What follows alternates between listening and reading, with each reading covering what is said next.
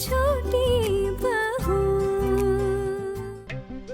मेरी समझ में ये नहीं आता कि सारी दुर्घटनाएं तुम दोनों के नसीब में क्यों लिखी हुई है, और ये सब कुछ तुम दोनों के साथ ही क्यों हो रहा है।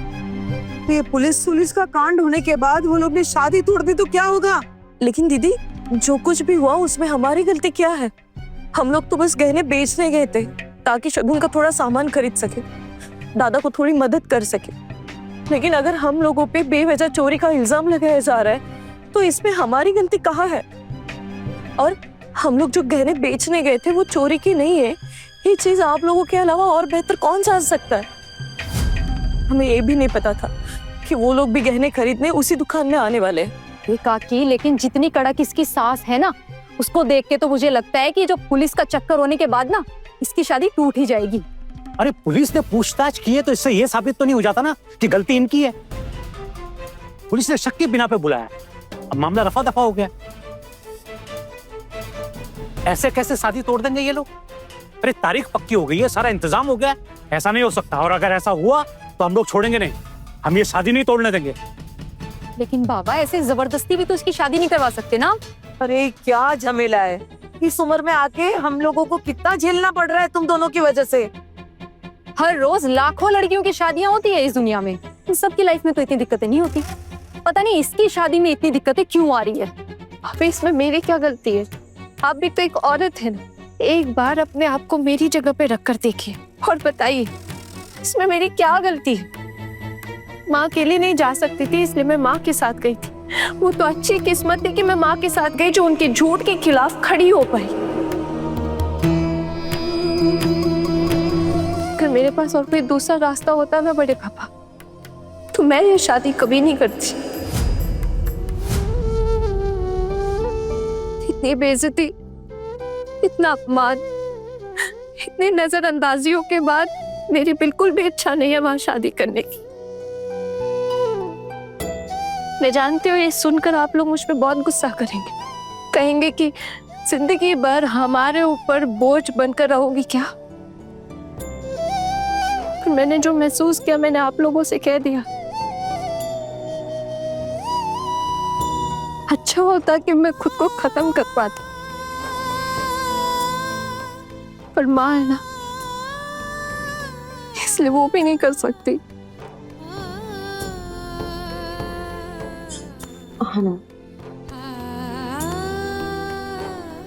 बस यही बाकी रह गया था। एक काम कर, हमारे हाथ में हथकड़ी पहना दे और फिर चली जा तू। एक बात याद रखना, अगर तुम मर गई ना तो कोई तुम्हें याद नहीं करने वाला। अरे घर वाले भी 2 ही दिन याद करेंगे और फिर अपने अपने काम पे लग जाएंगे। फंस जाएंगे सिर्फ हम तेरे मरने के चक्कर में। आप फिक्र मत कीजिए बड़ी माँ, जब तक मेरी माँ जिंदा है ना मैं ऐसा कुछ भी नहीं करूंगी, ऐसा कोई कदम नहीं उठाऊंगी। किसी दूसरे के घर में कुछ ऐसा करके किसी दूसरे को तकलीफ भी नहीं दूंगी। इतनी समझ है मुझ में बड़ी माँ।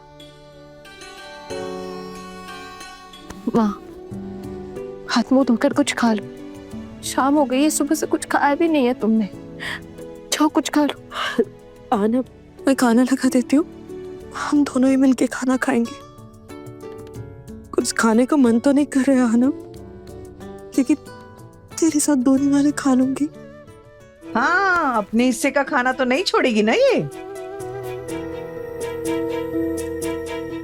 अगर बात हिस्से की है बड़ी माँ, तो खाने का कुछ हिस्सा खाना बनाने वाले के लिए भी होना चाहिए ना। और मेरी माँ तो सिर्फ खाना ही नहीं बनाती, बल्कि झाड़ू पोछा, साफ सफाई, बर्तन धोना, कपड़े धोना सब करती है। वो अकेले 2 जन का काम करती है। मैं काम नहीं कर पाती, इसलिए मेरे हिस्से का काम भी मेरी माँ करती है। जब से हम लोग आए हैं तब से आपने 2 नौकरों को घर से निकाल दिया, तो उस हिसाब से हमारे लिए भी खाना होना चाहिए ना। इतना तो हमारा हक बनता है बड़ी माँ। आहना, अपनी जुबान पे काबू रख। मैंने कुछ गलत नहीं कहा है बड़ी माँ, सिर्फ आपके सवाल का जवाब दिया है। माँ चलो, अगर तुम खाना नहीं खाओगी ना तो यहाँ तुम्हें कोई पूछने वाला नहीं है। चलो खाना खाते हैं।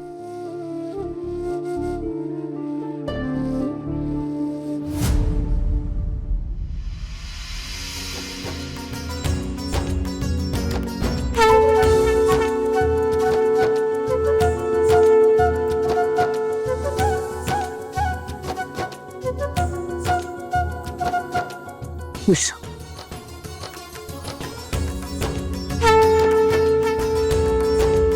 सबका आशीर्वाद हो गया है, चलो अब आई बुरो भात की रस्म पूरी करते हैं।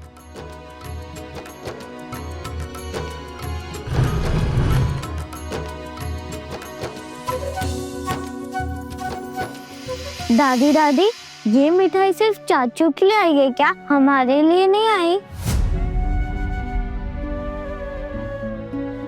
तुम लोगों की शादी है क्या जो तुम लोग भी मिठाई खाओगे? क्या जिसकी शादी होती है उसको ही सिर्फ मिठाई मिलती है क्या? नहीं नहीं, ऐसा कुछ भी नहीं है माँ। इतनी सारी मिठाई आई है, थोड़ी थोड़ी बांट देते ना। बच्चों शेयर करोगे मेरे साथ? हाँ। Very good. क्या क्या शेयर करोगे?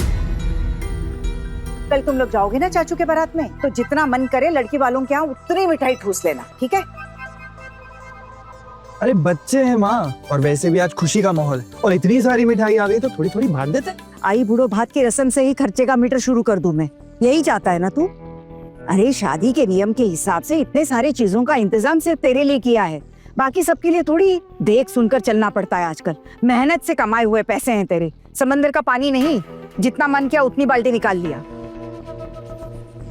हाँ हाँ, शादी में जाएंगे।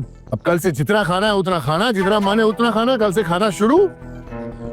भाभी इतना सोच समझ कर चलती है तभी हमारा घर ठीक ठाक चलता है, नहीं तो हालत ही खराब हो जाते। तुम लोग कैसे देख रहे हो ये मिठाई? हाँ, कभी मिठाई नहीं खाई तुम लोगों ने क्या? जो परोस के दिया है चुपचाप खाओ। खाओ। बड़ी बहू ताना क्यों मार रही हो? और तुम्हें क्यों बुरा लग रहा है? देख रही हूँ मैं, आजकल तुम हर छोटी छोटी बात पर नखरे दिखाने लगी हो। नहीं तो ऋषि मुनि, मुझे किसी चीज का बुरा नहीं लगा है। बच्चे हैं, धीरे धीरे ही तो उन्हें सब कुछ सिखाना पड़ेगा।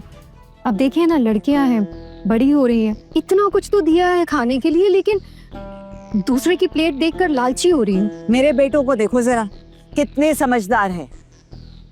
रोज का खाना परोसा है, फिर भी खाने में कोई दिक्कत है?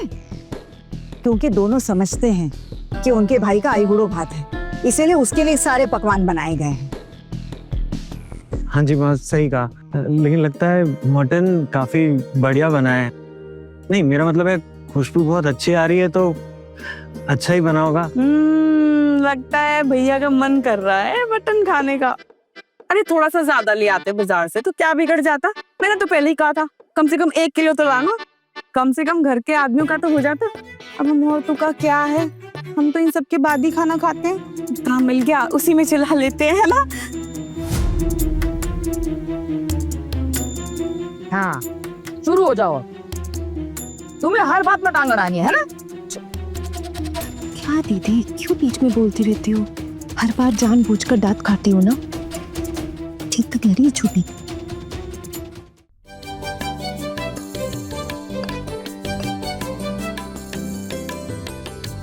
आप लोग बैठिए, मैं अभी आती हूँ।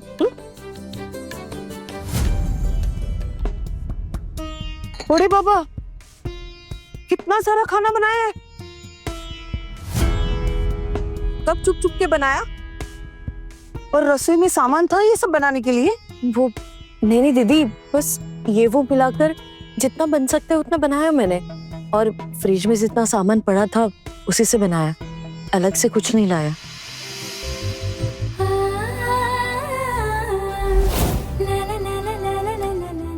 हाँ हाँ, खिलाइए खिलाइए, अच्छे से खिलाइए अपने बेटे को। वो क्या है ना कि इसके बाद तो इसको मौका मिलेगा नहीं यहाँ पे खाना खाने का, है ना?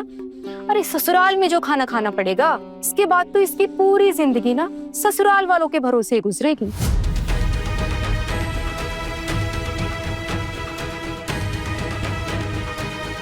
हमारे घर की सभी लोगों की किस्मत हमारी जो माँ है दुर्गा देवी सेन, उनकी मुट्ठी में है। ये लड़की बहुत बोलती हो तुम।